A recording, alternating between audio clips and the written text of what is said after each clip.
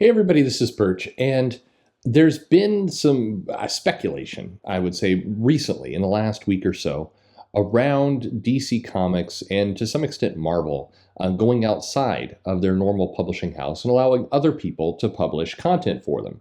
So would this happen? The answer is yes, and the answer is this is already happening. Marvel has, basically the IDW's been publishing and licensing and publishing content for them.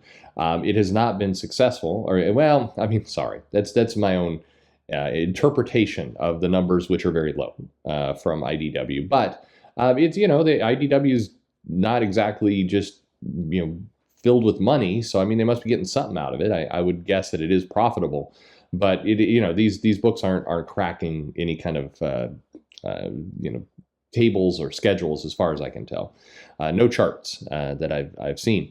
So that's my flippant comment there. But at any rate, I've gone off track. Marvel has done stuff with IDW. They do stuff with Scholastic. Marvel is licensing out their properties, and it's highly likely they will continue to. At some point, I mean, thinking about Disney for a moment, Disney has a very strong licensing business, and that's a core part of what they do. You can get Disney characters on a massive variety of different things, different products, and so Marvel has not kind of really cracked the surface of doing it to the extent Disney has, and I think it's very likely that you will see a lot more. That you'll see Disney push Marvel into doing more. It's all upside for them. It's somebody else is taking the risk of producing the product. They're able to get a little bit of money. They're not able to get the full upside. So, some people have asked, would Marvel or DC ever license out everything and do everything outside? And the answer is probably not, because you get into some ownership issues. You do get into, if there's a desire to take some of these projects and turn them into movies or other things, cartoons or things for their network, you need to have more of the ownership in-house to avoid kind of paying royalties and long-term things that kind of eat away at your money. Now, if you're financially strapped, then you may not have much of a choice in the matter, but despite how much how much Disney is losing right now and how much AT&T went into debt for their purchase, neither one of them is really in that place yet where they need to start making deep sacrifices to get that content out of house. But at any rate, Marvel is already doing this. So what about DC? DC is not really doing it. They certainly license their brand and their label out to everything, but in terms of comics themselves, they have not. Now, this story got some additional momentum, I think, this week because Bleeding Cool published an article saying they heard a rumor that Random House is going to publish original DC Comics graphic novels. Now, it's certainly possible. If they do, they would probably be definitely more aimed at a kids and a YA market. And, that's something that DC is not doing well. And I think that Michelle Wells, who was really kind of championing this, and her co-role is now been removed from the company. You're still going to see a lot of properties from Michelle roll out over the next year. I mean, that's how long it takes to get things done. So like when we talk about stuff like I Am Not Starfire, that definitely came from Michelle Wells's desk, and she's not with the company anymore. So I think there's some recognition, at least within DC, that, hey, maybe they're not good at this. Maybe maybe they're just not the best at trying to figure out the YA kids market. I don't know. They may still try, but I noticed that they have not filled Michelle Wells's position, and it strikes me that they're probably going to be looking more at somebody like Random House or somebody else who can kind of take this stuff and run with it, and they get a cut off of it rather than doing it themselves. And for what it's worth, by the way, this Bleeding Cool article, what's got a lot of people is there's an image kind of midway down through the article where you see Random House a graphic novel on every bookshelf, and then a picture with a bunch of Wonder Womans and Batmans and Supermans, calling it all in one splash image. And it looks like it's one picture. It looks like it's all one kind of piece, but it is not. That is, if you go to Random House's website, if you actually try and find this graphic, you won't. You'll find that label, and then you'll find that you can find the DC image, but that is not that's not an official piece of work. So that just for what it's worth, I think people saw it and go like, oh my goodness, here's an announcement. I mean, like, no, that was something Bleeding Cool put together. But again, if you look at what Penguin Random House does, they have a lot of books aimed at kids. They have the superhero girls books. They have the 5-minute stories. They have the DC Everything You Absolutely Need to Know, the My Little Superhero book, DC Super Friends. They've got a bunch of books that they are producing now.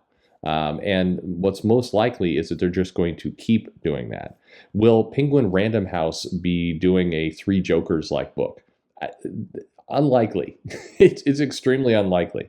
Unless Penguin Random House could come and say, look, we can get this book distributed in more places than you can with your network. And they may try and make that argument. It's not likely. And for that matter, DC is having at least some success in that world as well. They've had some success with their trades. They've had some success with Three Jokers, Doomsday Clock, White Knight, some of those more prestige books they've been able to get out into the market.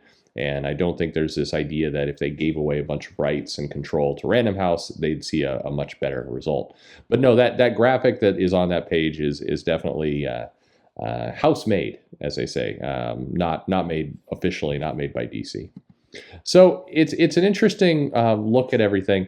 I mean, again, taking a step back, what I think is clear is that both Marvel and DC, and respectively, Disney and AT&T or Warner Media, their goal is to get content on the streaming channels. Their goal is to take these brands, get them, more recognition worldwide, and try and get as much of that product out as possible. What's really, really clear from the streaming announcements between HBO Max and then Disney's fire back around all the things they're doing for Marvel and Star Wars on Disney Plus is that their goal is to get as much content as possible out. And so this is the battle that we're kind of fixed into over the next 2 years. They're not going to tinker around with, should we publish, 35 comics or 40 comics? Those kinds of decisions are going to go way down the chain to very low level people to kind of just make as many comics as the budget will let them. But you're going to see this whole battle get out to, how can we get more of our brand out there? How can we get a character for every demographic, every market we're chasing? That's the battle. That's the path that they're going to go down. And in that world, I mean, sure, I think you'll see comics, you'll see lunch boxes, you'll see T-shirts, you'll see video games, you'll see as much as they could possibly cram out. And then at some point, it'll be clear if these bets are working or if they're not. But it's going to take 2 to 3 years for that to happen. So in that world where you're trying to get your brand out everywhere, you're going to see a lot of licensing. You're going to see basically these brands, you're going to see them kind of dusted off and cleaned up, and you're going to see both Disney and Warner Media, talk up like, hey, the power of Batman. Batman sells these books. We've got a Batman Day. We've got Batman movies coming. You want in on Batman. You want to license Batman for your Happy Meal promotion over at McDonald's. And have you considered Arco Gas, having a bat symbol above your store when the lights go out? Or, you're just going to see so much of that. And yes, some of that will be in books. I do think that we are headed very, very, very soon. I think we're headed to a wake-up call. If some, rando guy, me, can be putting up numbers that show that, things like Dogman are just destroying the big two comic publishers and certainly in going after the kid market, it's a safe bet that people at Disney and Warner Media are doing the same analysis and seeing the same stuff. And at some point it becomes, hey, our own people can't get this done. Ergo, maybe why Michelle Wells no longer works for DC. And at some point they're like, look, we can make $20 here, or we can license it out, give away 50% of the profits, and make $200 because it's just such a bigger market and we get more brand awareness. Or maybe, and it's not uncommon that the argument would go this way, they'll say we'll make less cash in the deal. However, our brand will get a lot more places because this group knows how to do it. And that's the goal, is to get everybody hooked on Batman. So it's worth it. We'll write off some money that we might have gotten doing it ourselves. Although at this point, I think there's very little evidence that they would get more money if they did it themselves. And they're just going to go elsewhere. And I think that's the future we're in for. Lots and lots of licensing, absolutely. Will it happen for comics? Sure. Will DC or Marvel just license off their entire comic line? Maybe. Not today, not this year. It's going to take more time. They're going to place other bets, and they've got to figure out the ownership. But yeah, I mean, definitely you could see it happening, and that may or may not be a good thing. If the company licensing it does a better job of those properties than what the core company does, then hey, I mean, just because you're licensing something off doesn't necessarily mean you're going to get worse stories. So it's an interesting thing to watch for sure. But anyway, there you go. There's my answer at least. You may agree, you may disagree. So throw your comments in below. Let me know what you think, if this analysis is more or less correct. And then what do you think? Do you want to see more stuff licensed, not licensed? Are you really itching to get that Batman lunchbox? I suspect you are. Anyway, hey, if you enjoyed the video, like, subscribe. If you thought it was all stupid, dislike. That's all good too. If you liked it a bunch, then go ahead and like it like 5 times. I think you can do that. Just push the button really, really fast. I think that's how YouTube works. Anyway, thanks for listening.